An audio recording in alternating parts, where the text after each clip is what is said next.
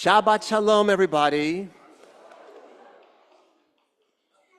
There's a lot of simcha this morning, and to see B'nai Mitzvah and birthdays and people celebrating multiple generations, Lidor Vador, it's incredibly heartening. And these have been challenging times, and so it is uplifting to be in a space where we can celebrate and we can affirm who we are from one generation to the other. This morning, I want to reflect a little bit on what we need to do when we are in the middle of a story. What does it mean to be in the middle, to not know how the story is going to end, which is actually a rather human predicament. And I want to share with you that my grandmother, whom I called Rabbi, may she rest in peace, Aleha Shalom, she was well-read, loved to come to services, and she had a great sense of humor. And so when she was following the Torah reading and following the stories in the Torah, she would call out to the characters in the Torah and tell them what they should do and what they should not do.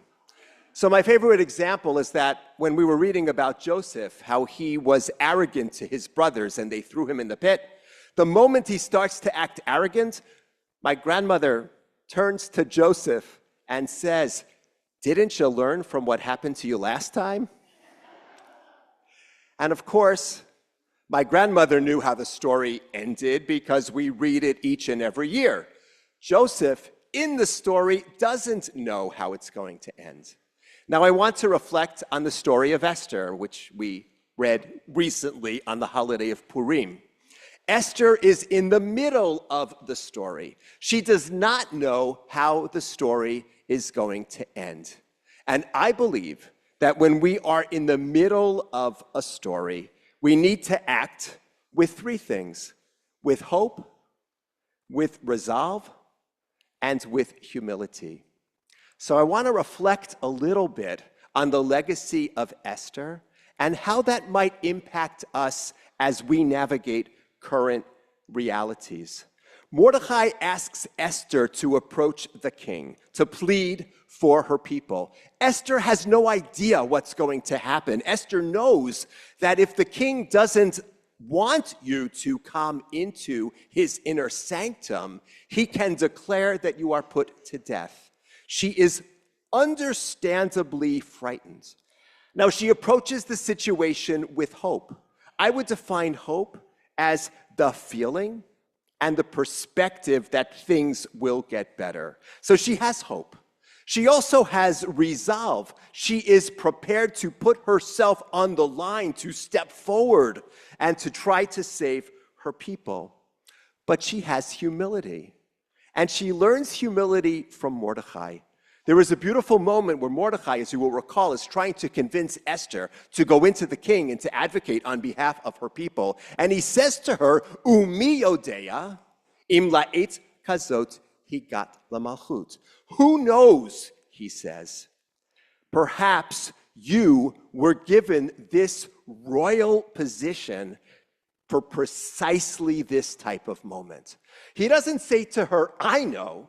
He says, "Mi yodea," who knows? I am human. I'm not God.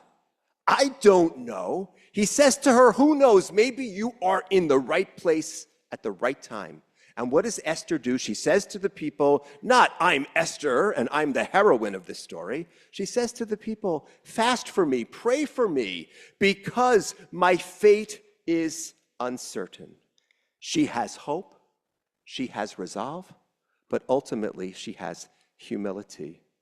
Claire Soufran, editor of the journal Sources for the Hartman Institute, wrote an article recently about how people are invoking the Purim story right now when speaking about current events in Iran and in the Middle East. And people are, in some instances, claiming that the parallels that exist mean that an outcome is all but certain. And people for whom I have enormous respect have written about the situation and spoken about it with great hope, which I can certainly appreciate and understand. After nearly 15 years, they are expressing hope that a repressive and evil and homicidal regime might actually be coming to an end. And it is so uplifting for me personally, and I imagine for others as well, to read and to hear these hopeful reflections.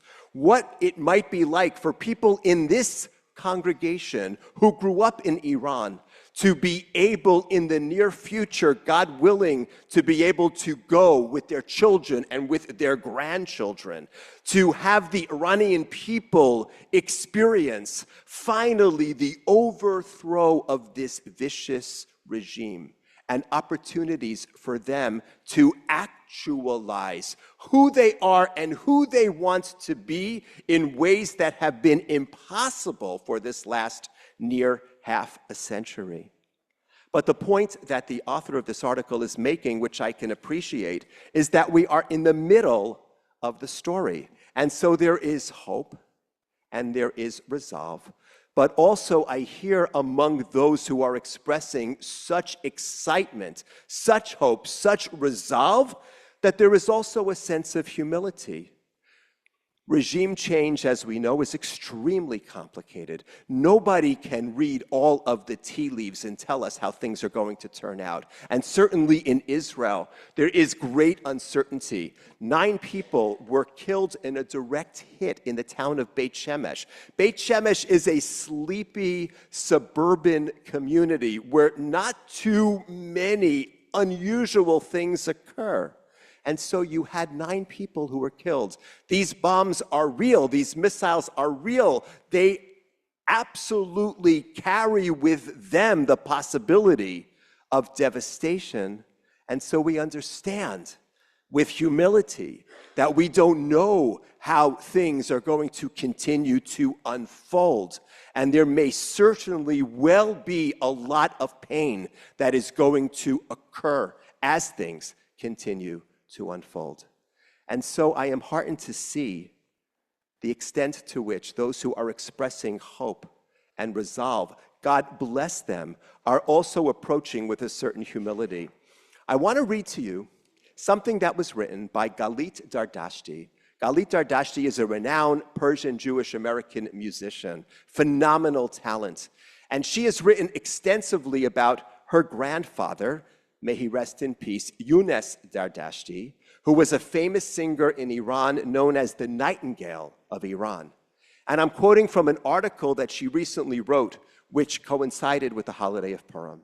So here is what Galit Dardashti wrote, and I ask you to listen to her words and to allow them to sink in.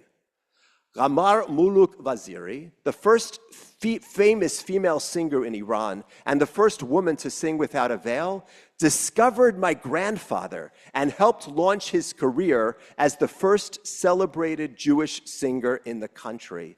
These stories of Muslim-Jewish friendship, of women breaking barriers, and of minorities rising to national fame come from Iran's not-so-distant past. That history, combined with this current political moment, gives me hope that things could shift again. And perhaps one day soon, my sisters and I might finally be able to travel to Iran with our father, Farid Dardashti, famous Chazan, to see the country of his childhood.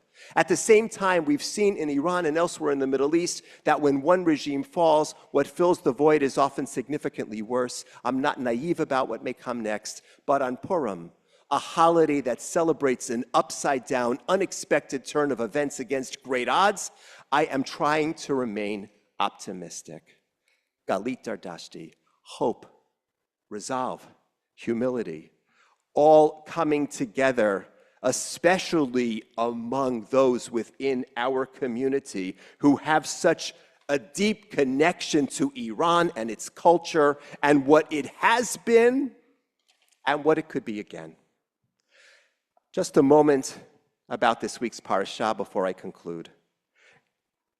Moses says to God, Har'eni na et kivodecha, show me your glory, which is understood as a way of Moses saying, show me your face, show me your essence. And God says, Lo tirad panai, you cannot see my face, you cannot know my essence. There are things that human beings simply cannot know.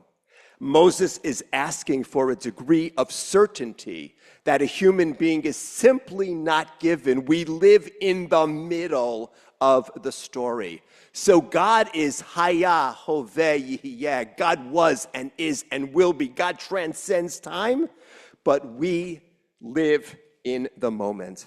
And so at this complicated, precious time, pregnant with danger but also opportunity, we approach with hope that things will get better.